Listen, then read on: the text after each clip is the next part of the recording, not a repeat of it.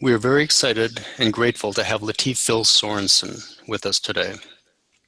Phil Sorensen brings a powerful gift, his ability to help people transform and change, freeing them from old patterns that keep them spinning around and unable to make positive changes in their lives. Bottom line, he helps people heal on physical, mental, emotional, and spiritual levels. For almost 40 years, Phil has been a spiritual seeker. He has been a successful businessman, CPA, consultant, coach, teacher, and healer. He's a graduate of the University of Spiritual Healing and Sufism with a master's degree in spiritual ministry. He's a Sufi master teacher and healer, and a former teacher of yoga and he is a Muqaddam Murrabi Ruhi in the Shadhuliyya Sufi order, a position which carries responsibility for guiding and assisting people throughout the communities. Phil has an intrinsically unique background and perspective from his diverse and profound interaction with life. Phil's Sufi name, his spiritual Sufi name, is Latif. Quality Latif represents the subtle mercy of God and profound form of healing, protecting, and supporting love. The Quality Latif uncovers the hidden places within the heart and soul that have forgotten and feel separated from the deep love and the deep healing. It gently brings about the experience and embodiment of our own personal truths, which leads to the healing of the self-sabotaging patterns and illnesses they produce. Latif Phil brings these Latif aspects to spiritual healings to transform the heart and soul. His teaching today is putting first things first. Latif, welcome, and thank you for being with us today. Thank you, Abdullah, and welcome. I can't describe how embarrassed I am to hear that intro. In fact, part of me is thinking, I'd like to meet that person. I'd like to hang out with them a little bit. Maybe get some healing work. Maybe he could help me. Stop for a while. So let's do the Fatiha.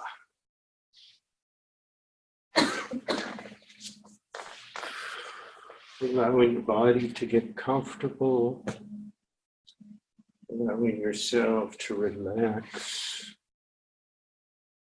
allowing yourself to consciously turn more towards the divine,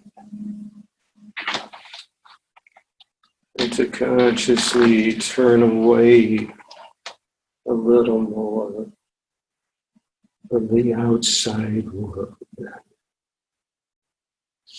from our to-do lists, from all our distractions.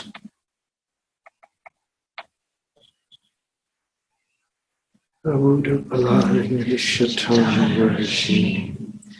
Bismillahir rahmanir rahim. Alhamdulillahi Rabbil Alamin. Ar-Rahmanir Rahim. Maliki Yawmiddin. Iyyaka na'budu wa iyyaka nasta'in. Ihdina siratal mustaqim. Siratal ladhina an'amta alayhim. غير المغضوب عليهم ولا الضالين.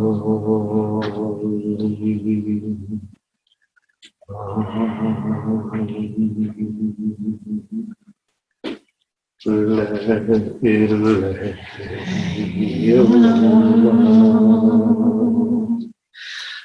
لا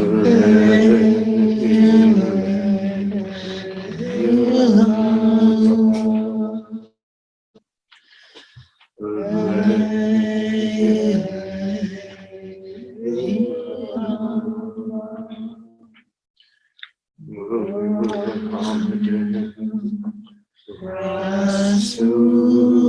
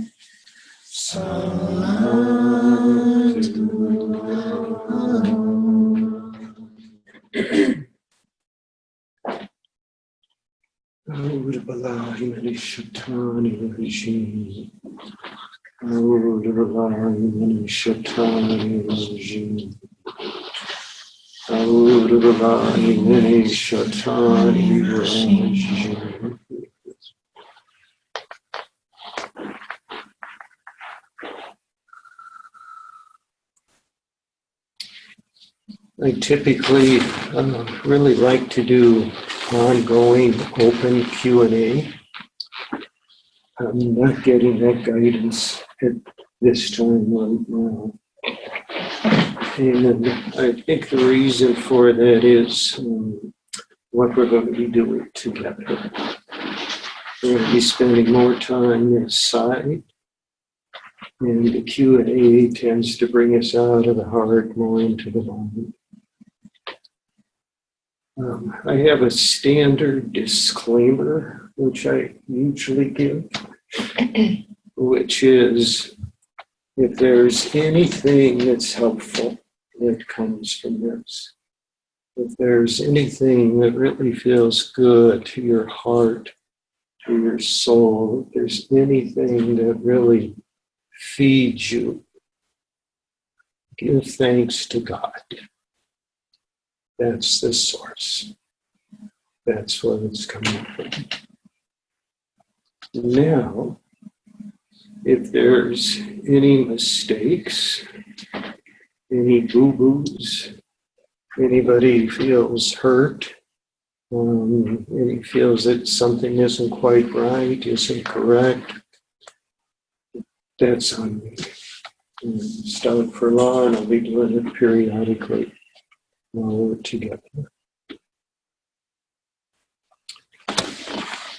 So our purpose today is to get a little more understanding into who we really are and into what we really are.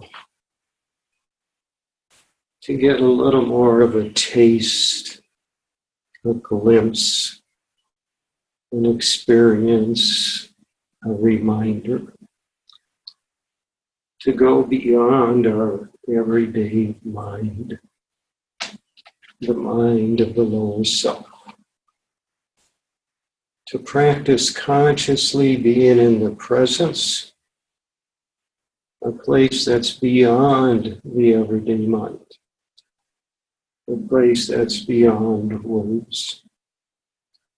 And the portal for this, the doorway for this, it's in and through our heart. Not our physical heart, but our spiritual heart. And the more quiet we can become, the more still, the more reverent, the more sincere in our attitude. Those qualities enhance what may come through the portal for us. So that's why at this point, I'm not really open to Q&A. You can raise your hands. When I ignore you, start for a while. At the end, there may be time for Q&A. Also, if there isn't time at the end, for the people online, Abdullah's going to put in the chat box my email address and my phone. So if you have questions, something you want to share, feel free to reach out. Okay?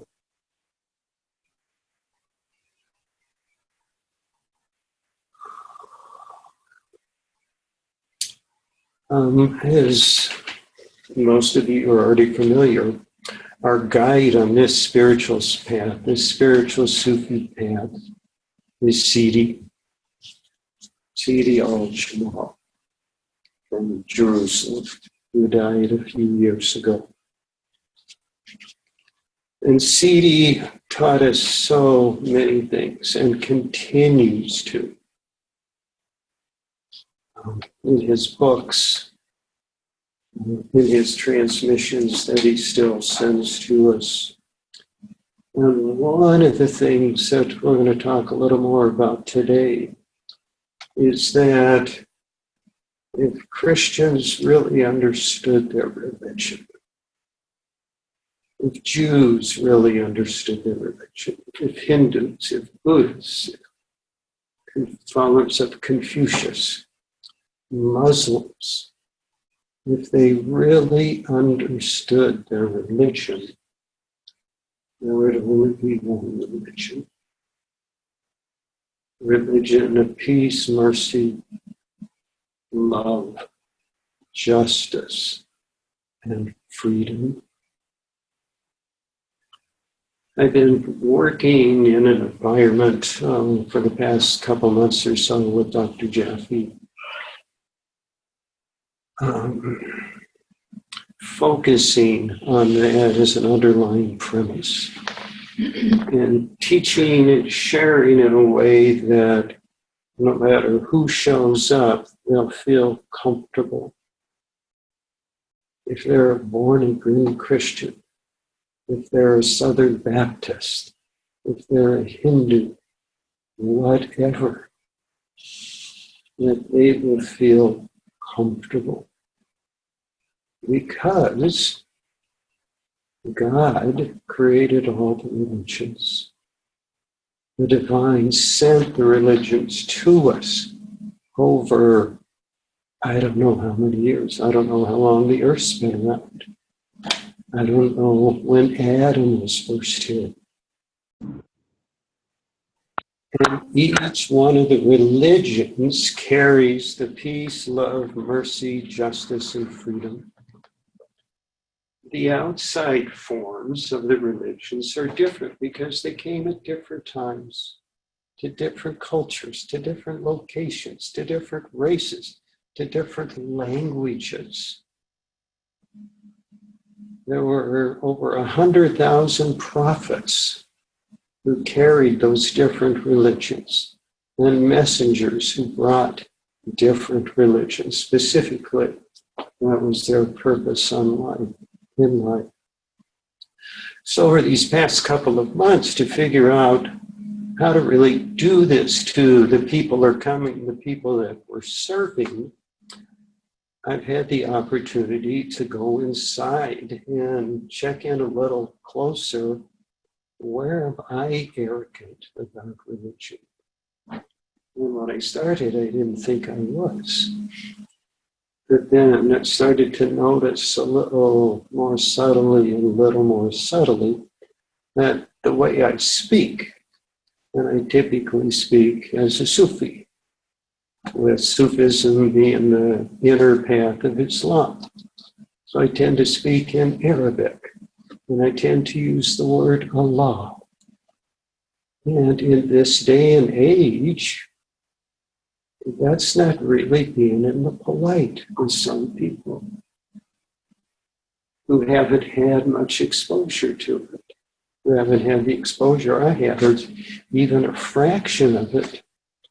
And what it does is, when you feel into it subtly, it hurts their heart. They're not consciously aware of it. They're aware of being uncomfortable and that something isn't right. Because it hurts their heart and it hurts their beliefs that they've gathered since childhood about religion, about God, from their parents, their neighbors. And we all have those. It's a plethora of those beliefs that we're not that aware of.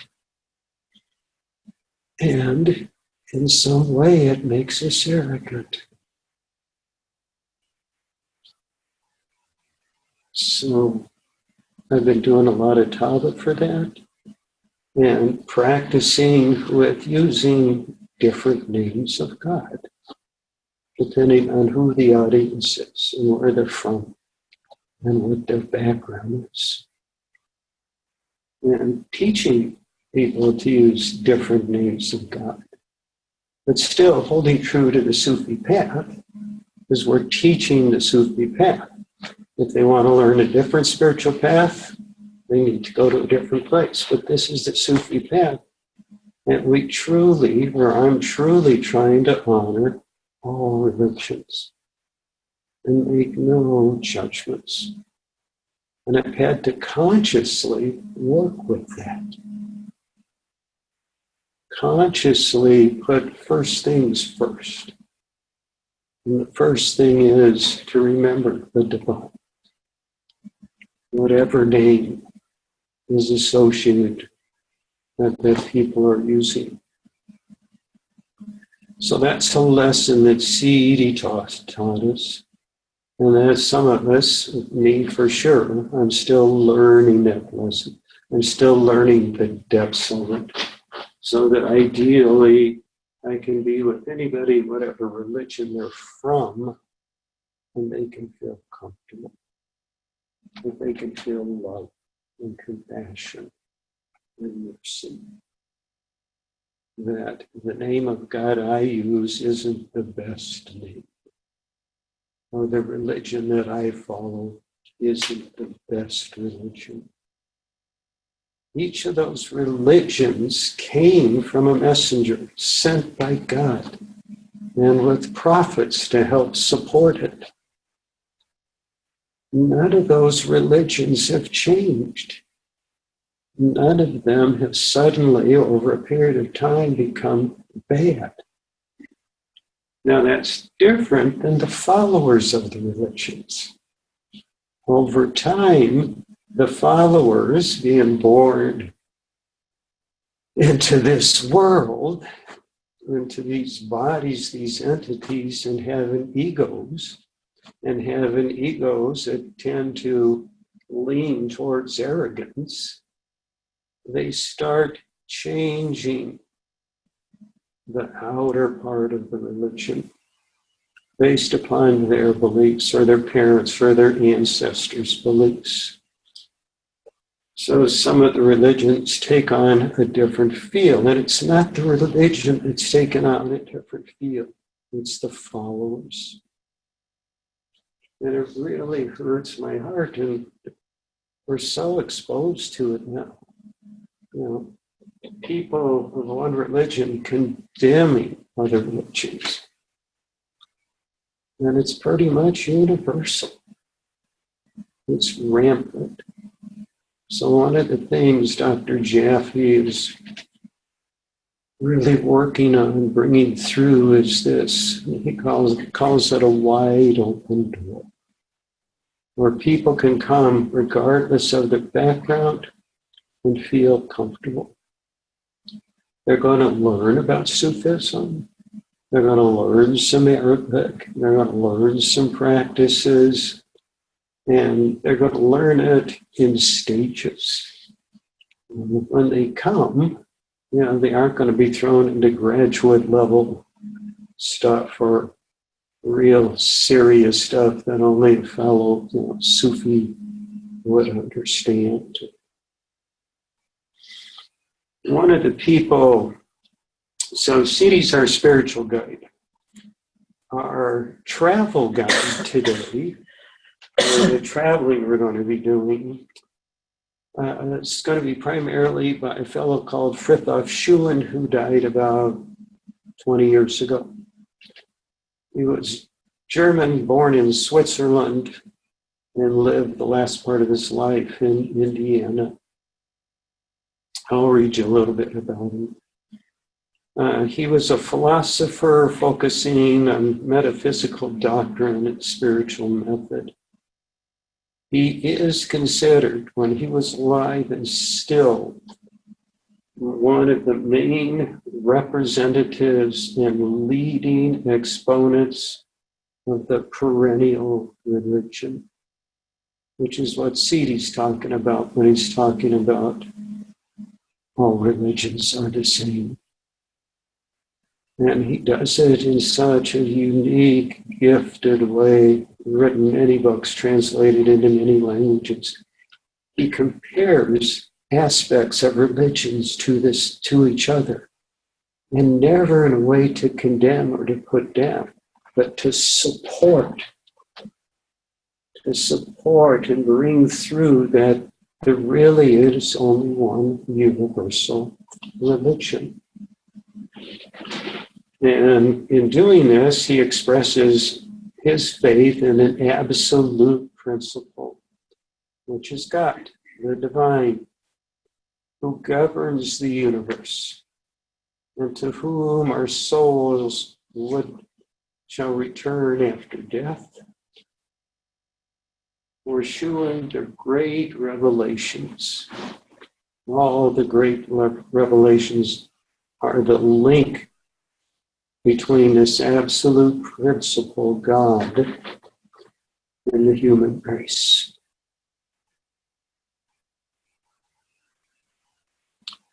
This is what shines and transmits from his writings.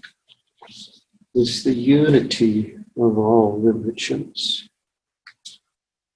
An interesting side note, on my first spiritual path, which was the path of Vedanta, I was introduced to writings by Schumann at that time, and he would compare Vedanta, Hinduism, Buddhism, Islam, Christianity, just effortlessly how they all fit together. And it wasn't until I had been introduced to this path, the Sufi path, that I found out, because you cannot see it, feel it in his writings directly. He's a Sufi. He's not only a Sufi, he's a Shadhuliyya Sufi. And I never asked Siddhi, but I am sure he's very well aware of him, or Siddhi, or teacher. So I brought a sampling of his writings. And what we're going to do is we're going to read them a little bit at a time, listen to them, and then we're going to practice going inside and just opening to the transmission that's coming from him.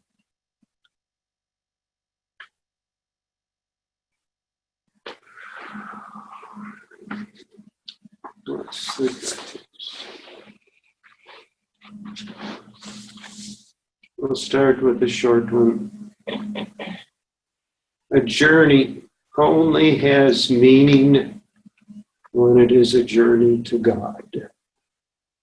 And when it is that, then all is well. Even if we do not understand the world, because in it, good and evil are too interwoven, too finely interspun, too confused. We know only that God is good. And if we seek our refuge in God, then God will give us such understanding of things as we need. So allow yourself just to drop into your heart a little more, into the portal, into the place that isn't consumed with understanding and knowing facts. The place, the only place that can truly know, in capital letters. And that's what Schuman's talking about, is for that to happen, We need the only journey that matters. The journey to God, to the divine. In the Sufi path, one of the often used terms is walking, which symbolizes the journey.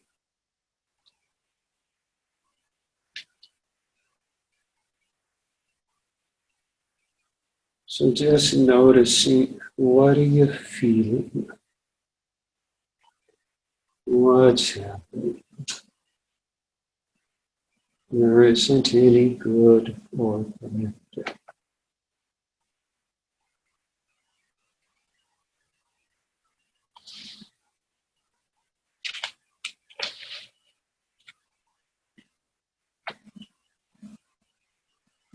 His next writing, just a little bit longer. By the way, if you get some of his books or one of his books or journal articles, be sure you have a dictionary close by. He writes at a pretty high educated, refined level. I chose readings that isn't going to tax us too much with that, primarily because it taxes Latif too much. Sure. This is essential in the spiritual life,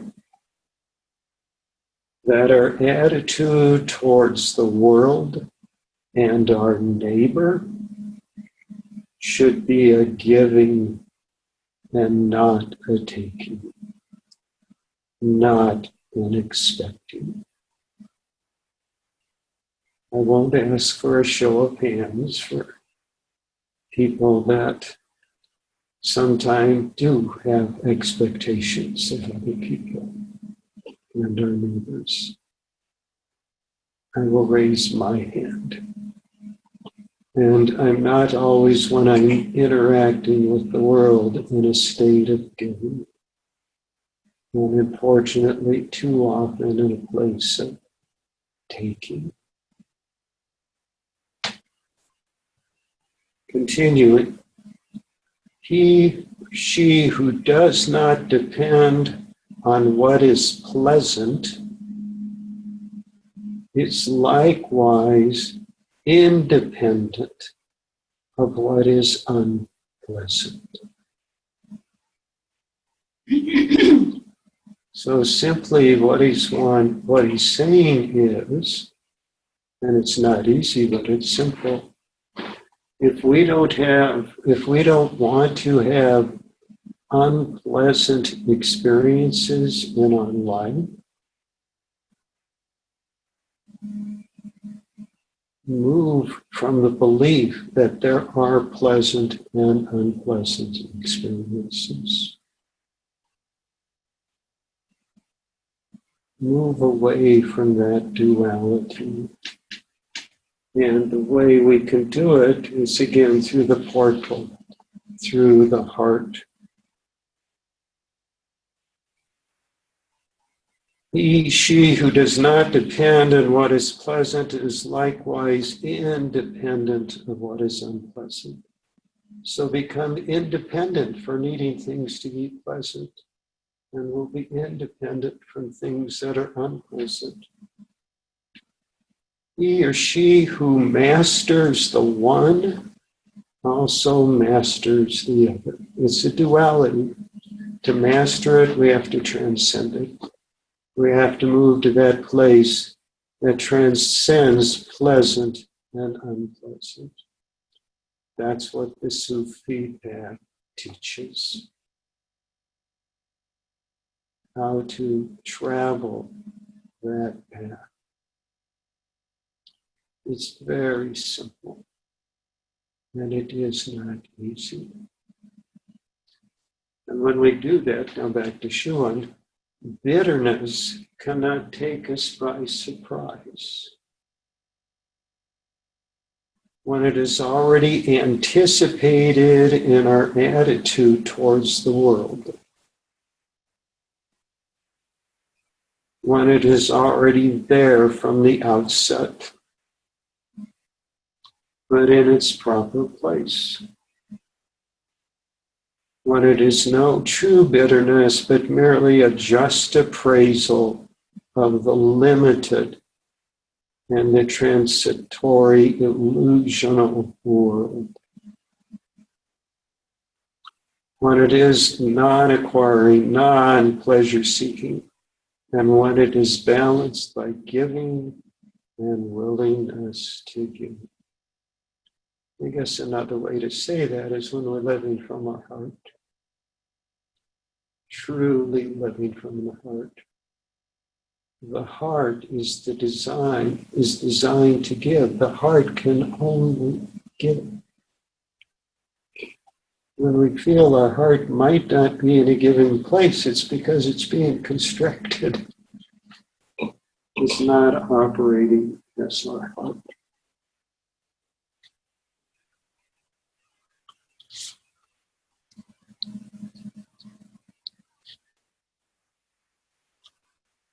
So again, go inside and just take that in. Notice how you're reacting to the transmission from that reading.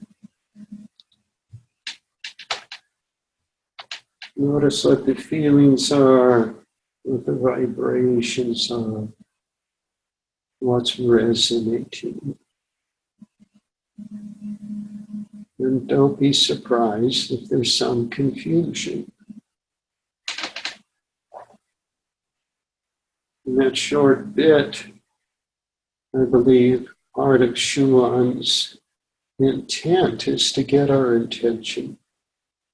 To get our intention. And we get our intention by getting off center. He wants us to feel that imbalance, that state of being unbalanced, so that we can then decide if that's something we want to work with.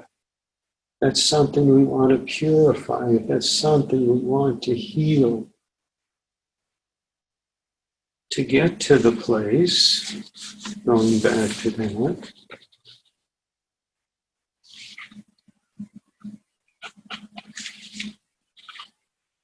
that our attitude towards the world and our neighbor should be a giving and not a taking, not an expecting.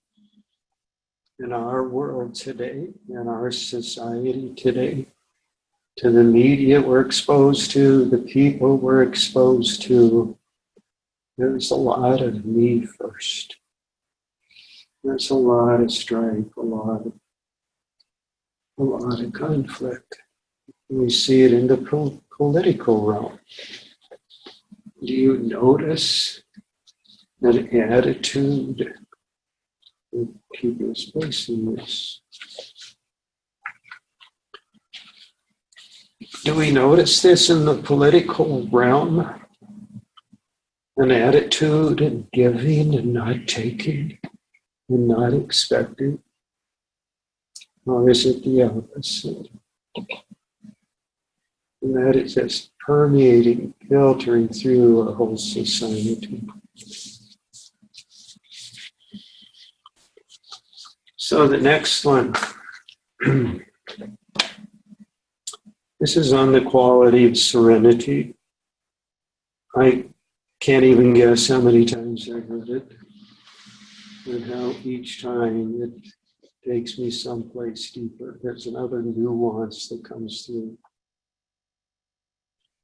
There is, without doubt, no more beautiful or more adequate a description of the quality of serenity than this formulation by Shankaracharya. Shankaracharya is the Vedanta tradition, very high spiritual reading. So here's a Sufi talking about Vedanta and using it for a reference for serenity.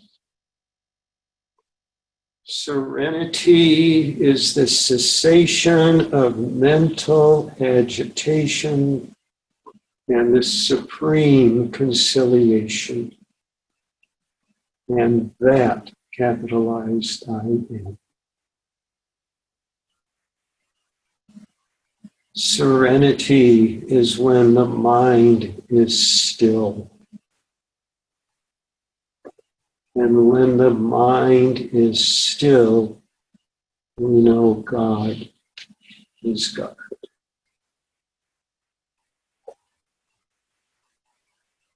Passage from the Bible, be still and know that I am God. And that's from the Vedanta path that teaches meditation and how to still the mind. So does the Sufi path. Serenity is a cessation of mental agitation and the supreme conciliation. And what he's talking about there is being connected to unity. In unity, there is no conciliation, it's all one. So let's go inside a moment.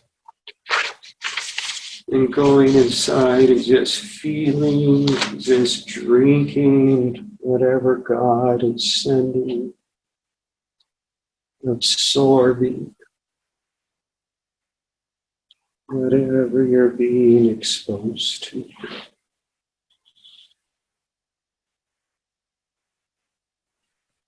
Tasting.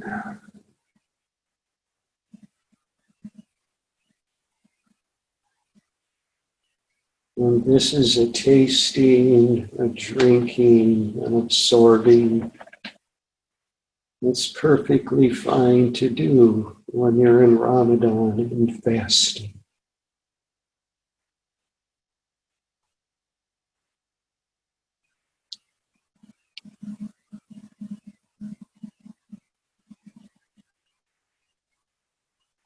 Back to Shuan.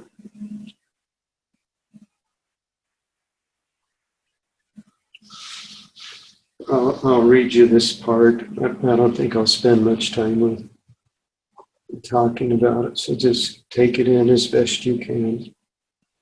Serenity, whose visible sign is the sky above us, is in the last analysis acceptance to the nature of things, or being with what is, accepting what is. We would talk about having equanimity with the Jalal and the Jamal, being equal with the severity and with the beauty, not making a difference between them, because we've been able to taste and understand they come from the same source. They come from the divine. They are gifts from God, and they have a purpose.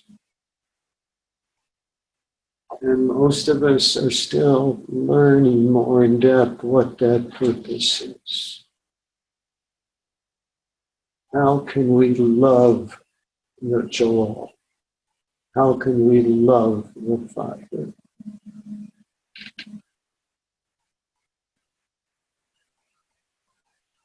Serenity, whose visible sign is the sky above us, is in the last analysis acceptance to the nature of things.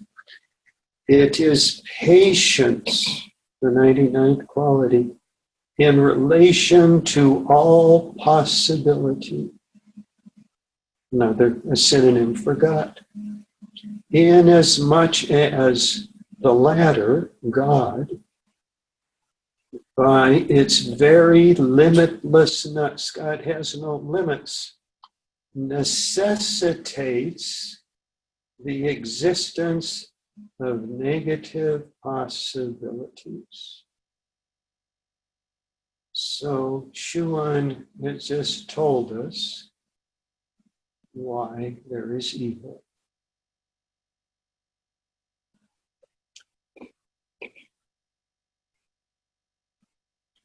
That is to say, possibilities which paradoxically negate being or negate God and the qualities that manifest it.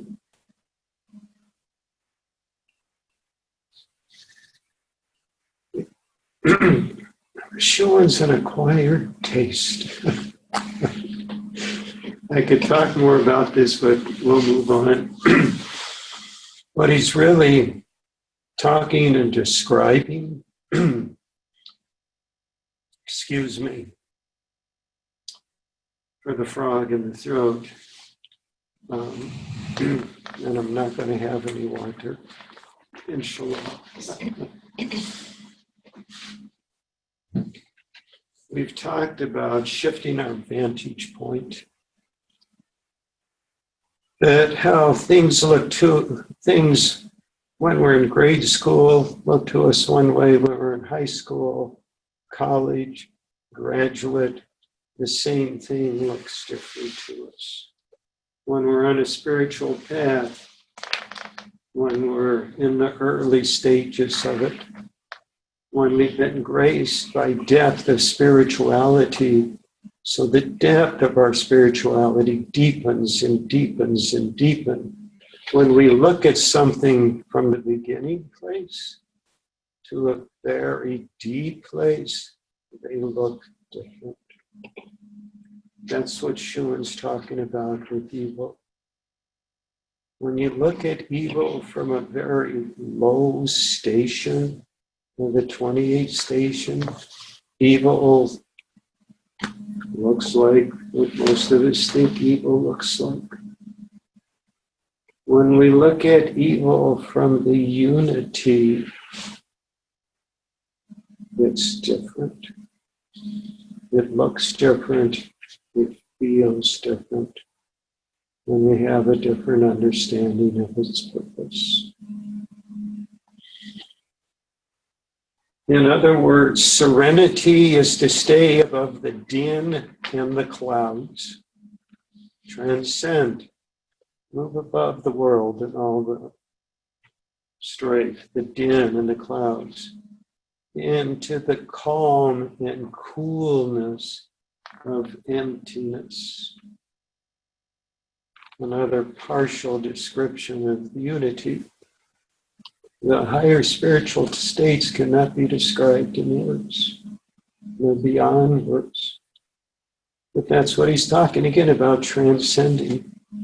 It is never to allow the soul to become immersed in the impasses of worry, bitterness, and anger.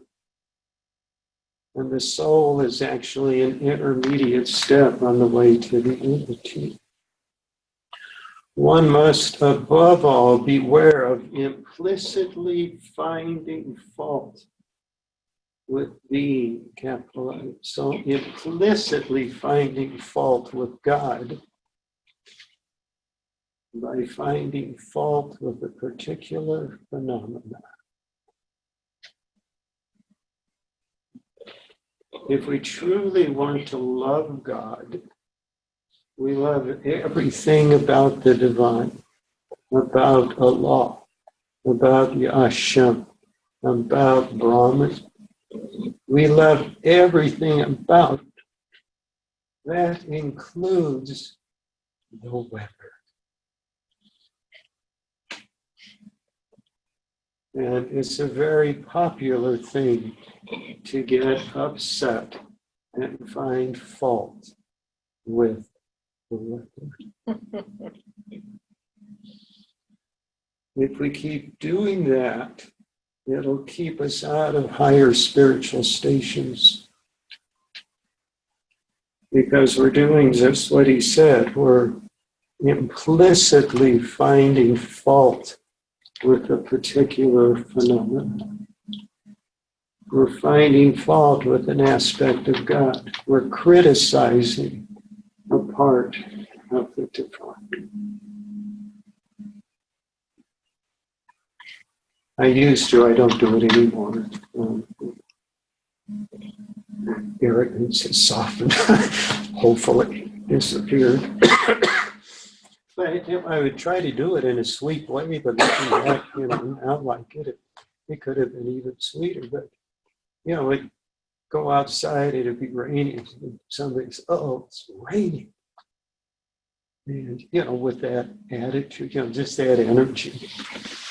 It's the sun shining. We just can't see it. So whatever the weather is, the sun's still shining. Whatever the weather is, God is still shining and sending to us and giving to us and providing for us and sustaining us and holding us and healing us and loving us and giving us compassion. No matter what the weather is. So this is a nice reminder to keep monitoring the weather on the inside and not implicitly finding fault with the weather on the inside. I do healing work. It was in the, whatever that was Abdullah read. I do healing work. And, from people, through a wide range of spiritual stations. And periodically, people will hit stuff and it'll be strong stuff and it's painful and it's hard to walk through and it could take some time walking through it. And so I don't do this, with everybody, but people, in higher spiritual stations, when they hit something like that, that they've been hiding from, not wanting to look at, and it's jarring. It can trigger anger, rage, whatever, shame. It's painful for them, when they're in pain. And so we do some more work, and often, they're able to walk through it somewhat, get a little more softness to it. And I share with them, because this is what happens when they hit that place. And it's just like, being punched hard in the gutter. I mean, it gets your attention. It's hard. My heart's smiling. My heart smiles when those things happen. And I tell them that, and sometimes tell them almost to the point of tears. Because what I'm seeing is this old place of stuckness, this old place of darkness has made a major leap, and the door has cracked open for healing. And it's just beautiful. They're in pain, they're suffering, but my heart is smiling. And sometimes, my heart's crying just because it's so beautiful, and I know what's coming. The more softening, the more healing, the more love, the compassion. That's what's coming through that door that's been cracked open.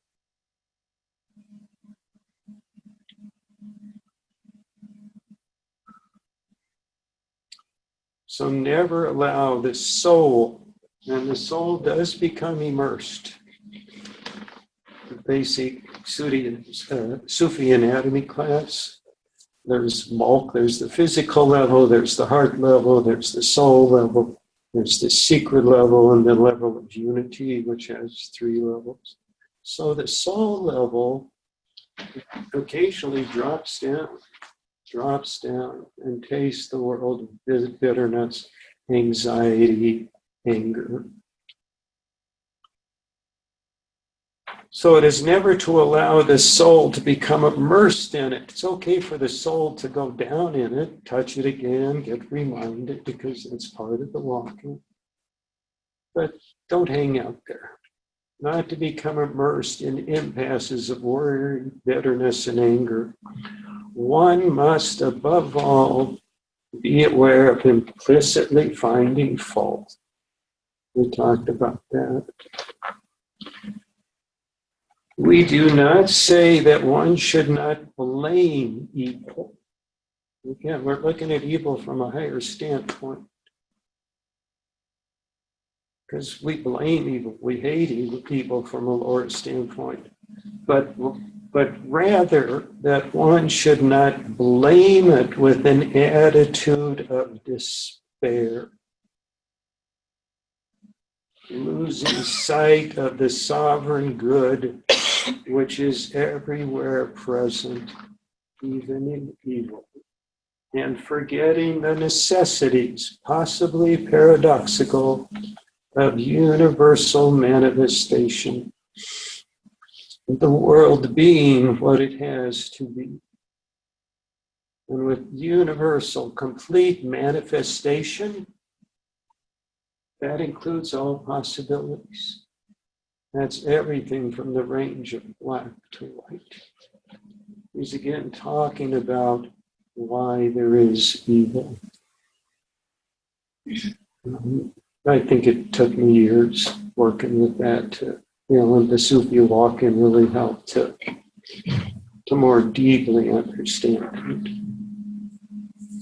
We could also say, to provide a further key, that serenity consists in being resigned and accepting of the present moment. And not resigned, that includes despair or horror me. But resigned, that means accepting. The world is what it is. This moment is what is. Each moment, God is present.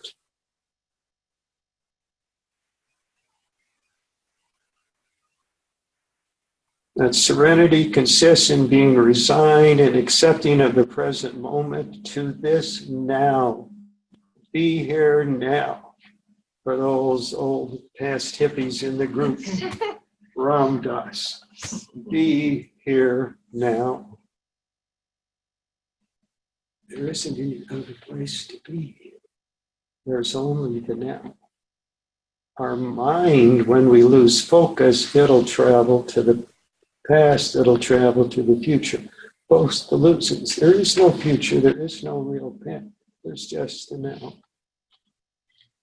To this now which we cannot escape, which belongs to God, and which for that very reason pertains to eternity. So in this now is God, is eternity, are all of the qualities.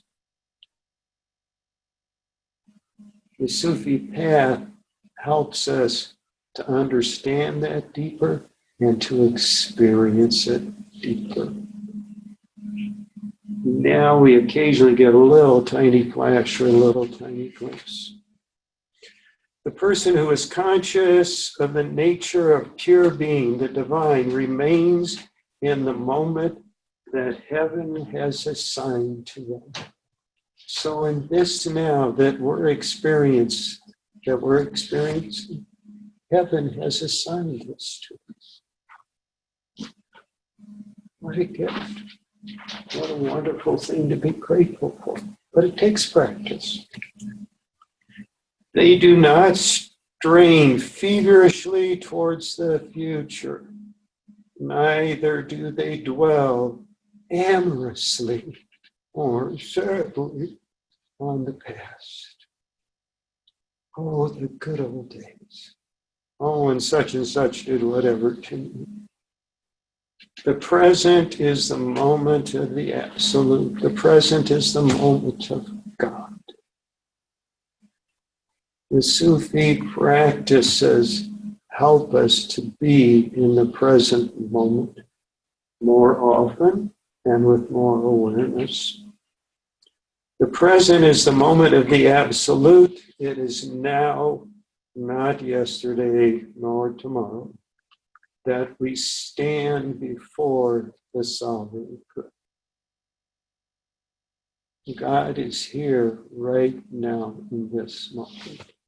Jehovah, Allah, Atma, Yasha, whatever of the 100 different words for God, right now, right here, with each of us, in our heart, in our being, in our soul, in our secret. We're just not aware of it. But we can become aware of it. We can become aware of it. We can start to work, to live, to be with others and with ourselves from a place of less and less mental agitation, from a place of stillness. Sending it in, if you want to tune in. A place of stillness, a place of purity. That can become more and more our base camp. And when it does, our being vibrates with it, resonates with it, and we carry that with it. That level of peace, the peace on earth. We can become vessels for that, for our family at work, in our neighborhood, in our community. And we don't have to say anything, because people's being will feel it. Most people won't be conscious of it. They'll feel it. Remember, Ibrahim, Dr. Jaffe told Dara and I years ago when we were at Sufi school. And don't be surprised, you'll start to notice that you'll go to a restaurant after hours, there won't be anybody there. And after 10, 15 minutes, there'll be more and more people there. They're drawn to the light. We have experienced this. It's a joke now for us. We'll walk into some place, there's, we're the only ones at the counter, and we'll get whatever, something I'm sure very holy, very healthy. And we'll go sit down, and 10 or 15 minutes later, there's several tables that are occupied. It's happened many times. Everybody is drawn to that light because everybody's heart is crying for it. Everybody's heart wants that unity with God again. So if we can work on that, if we can work on healing, purifying ourselves, I believe it's the best gift we can give to our family, to our neighborhood, to our world. It's the best thing we can do is to work on healing and purifying ourselves.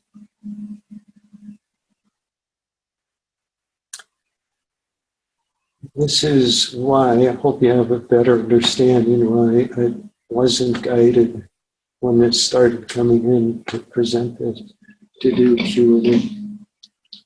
So I do have questions, or I like questions. I like to teach from the questions the group brings up. I will stay afterwards for a little bit if there are questions for people on the call, not on the call. Maybe you're on the call, sure. Or however we're doing it, Zoom. Abdullah should have that information for you. So reach out, take advantage of it. It's there. Ignore it, that's fine. I'm equal with each other, with both of you. So let's do the Fatiha together. And allowing yourself as you go inside again to tune in a little more. Tune in a little deeper. And just notice it. tuning in without judging or criticizing or having any expectations. Bismillahirrahmanirrahim. Alhamdulillahi Rabbil Alameen. Ar-Rahmanir-Rahim. Maliki Yawmiddin. Iyyaka na'budu wa iyyaka nasta'in. Ihdina as-siratal mustaqim. Siratal ladzina an'amta alayhim. Ghayril maghdubi alayhim. Waladdallin.